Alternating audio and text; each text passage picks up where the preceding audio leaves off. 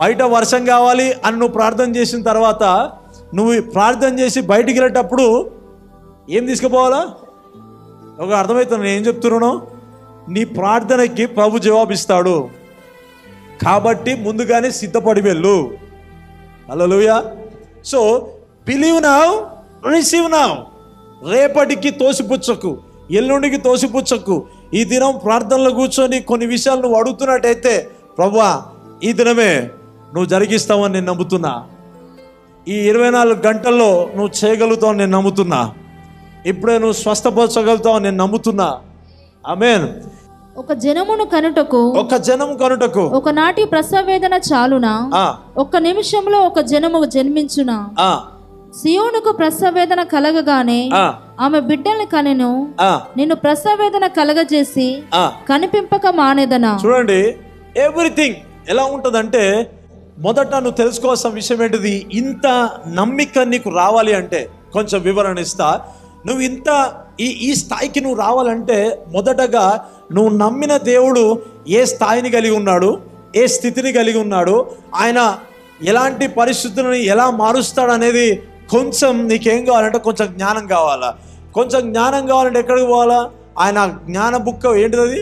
Bible. అవునా? ఆయన వాక్యం దగ్గరికి వెళ్ళాలా. నీవు ప్రతిరోజు వాక్యాన్ని చదివి ధ్యానిస్తున్న కొలది ఏమవుతుందంటే దేవుడు వారికి చేశాడు, దేవుడు వాళ్ళను స్వస్థపరిచాడు, దేవుడు వీళ్ళని బాగు చేశాడు, దేవుడు వారిని విడిపించాడు అని నీవు చదువుతూ ఉన్న కొలది నీ మనసు, నీ ఆలోచన కూడా ఏమైపోతుందంటే రేపటిగా ఉండదు. కానీ ఇప్పుడు వాళ్ళు ప్రార్థించినప్పుడు ఇప్పుడు పొందుకున్నారు, నేను కూడా ఇప్పుడు ప్రార్థిస్తా, నేను కూడా ఇప్పుడు పొందుకుంటా అనే విశ్వాసంలోకి ఎదుగుతావు. ఆమేన్. హల్లెలూయా. బైబిల్ చదవని వాళ్ళు అంధత్వంలో ఉన్న వాళ్ళే. బైబిల్ ప్రతిరోజు చదవని వాళ్ళు దేంట్లో ఉన్నట్టు? అంధత్వం అంటే ఏం లేదు, వాళ్ళకి ఎటు పోతున్నా తెలియదు. అందుకనే గాడ్స్ వర్డ్, దేవుని వాక్యం ఒక వ్యక్తికి వస్తే ఆ వ్యక్తికి వెలుగు వస్తుంది. ఆమేన్. సో నువ్వు ప్రతిదినం దేవుని వాక్యం చదువుతుంటే నీకేమొస్తుంది? వెలుగు వస్తుంది. ఏం వెలుగు అది? లైట్కి అర్థమేంటి తెలుసా? జస్ట్ విజ్డమ్, జ్ఞానము. ఏ జ్ఞానం ఇది? దైవ జ్ఞానము. ఆమేన్. హల్లెలూయా. దైవ జ్ఞానం ఏంటిదంటే ఆ రోజు ఆయన వారిని స్వస్థపరిచాడు, ప్రభు వారిని బాగు చేశాడు. ఈ దినం కూడా నేను ప్రార్థిస్తా, నాకు కూడా ఇప్పుడే అద్భుతం జరుగుతుంది. That is faith. ఆమేన్.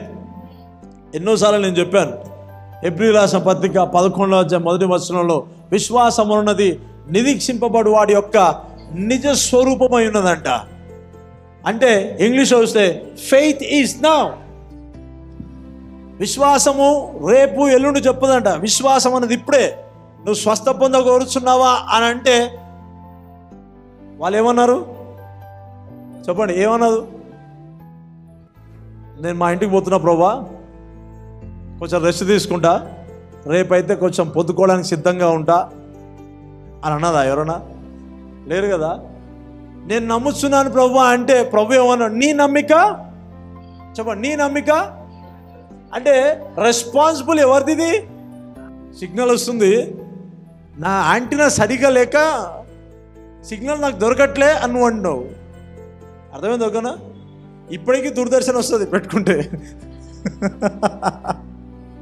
అంటే నీ బిలీవింగ్ అనే యాంటీనా సరిగా లేకపోవడం వల్ల మనం తోసిపుచ్చుతాం.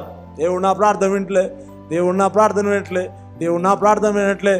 లేదు, నీ ప్రార్థన వినడానికి ఎల్లవేళలా సిద్ధం. నీ విషయంలో మేలులు జరిగించడం ఎల్లవేళలా సిద్ధమైన నీ ప్రార్థన ప్రతిరోజు వినడానికి ప్రభు సిద్ధంగానే ఉన్నాడు. ప్రాబ్లం ఏంటిదంటే నీ నమ్మిక చొప్పున. చెప్పండి, నా నమ్మిక చొప్పున. చెప్పండి, నీ నమ్మిక చొప్పున. ఆమేన్. రెస్పాన్సిబుల్ ఎవరికి చెప్తున్నావు ఇక్కడ? నువ్వు నమ్మితే. ఇప్పుడు ఒక దినాన ఒక విషయంలో నువ్వు ప్రార్థన చేస్తున్నట్టయితే అది నీ నమ్మిక చొప్పునే అది. ఆమేన్. నువ్వు అంటావు కదా, వచ్చే సంవత్సరం కల్లా ఈ స్థితి నాకు లేకపోతే బాగుండు అని అంటావు కదా. ఎందుకు వచ్చే సంవత్సరం చెప్తున్నావు మరి? వచ్చే నెల అని చెప్పొచ్చు కదా. అవునా కదా? వచ్చే వారం అని చెప్పొచ్చు కదా. అంటే నీ విశ్వాసాన్ని సాగదీసి సంవత్సరం ఎందుకు? వచ్చే సంవత్సరం నేను స్వస్థత పొంది సాక్ష్యం చెప్తావు. వచ్చే సంవత్సరం దాకా ఎందుకు పోతున్నావు? ఆమేన్. హల్లెలూయా.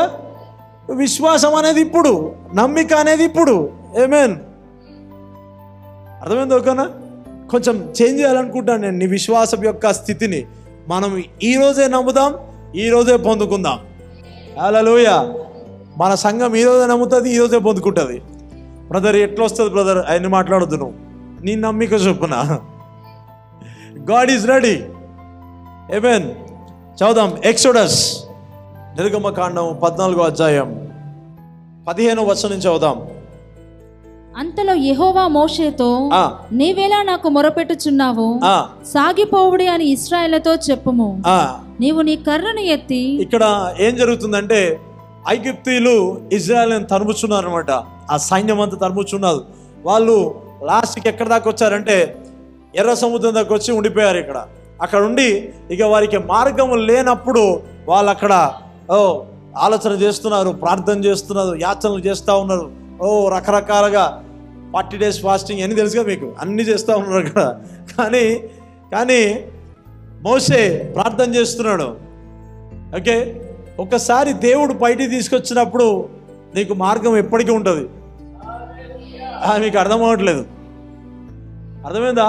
క్రీస్తులోకి వచ్చి రక్షించబడి అద్భుతం ఆ రోజు జరిగింది నువ్వు అంటావు కదా, అద్భుతాలు అనేది అప్పటి నుంచే ఆరంభించబడ్డాయి, క్లోజ్ కాలే, మూత వేయలే. ఒకసారి జరిగించి మూతేయడం కాదు. ఏ దినమైతే క్రీస్తులోకి వచ్చి ఆ అద్భుతము ఏ మేలైతే జరిగిందో అప్పటి నుంచి కంటిన్యూగా ఉన్నాయి. ఏది ఆగిపోలే, ఏది అయిపోయింది తెలుసా?